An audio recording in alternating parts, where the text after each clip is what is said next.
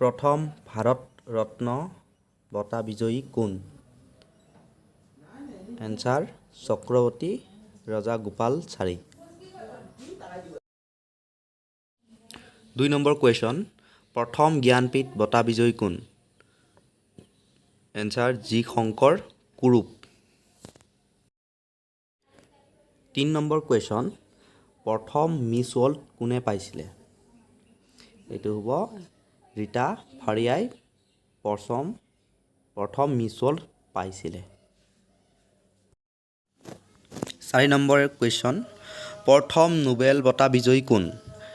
প্ৰথম নোবেল বঁটা বিজয়ী হ'ল ৰবীন্দ্ৰনাথ ঠাকুৰ।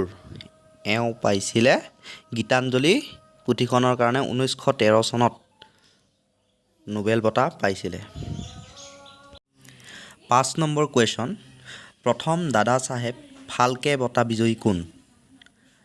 প্ৰথম দাদা চাহেব ফাল্কে বঁটা বিজয়ী হ'ল দেবিকা ৰাণী।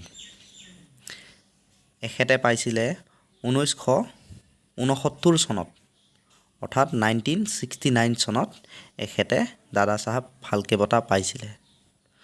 আজি ভিডিঅ'টো ইমানখিনি আছিল।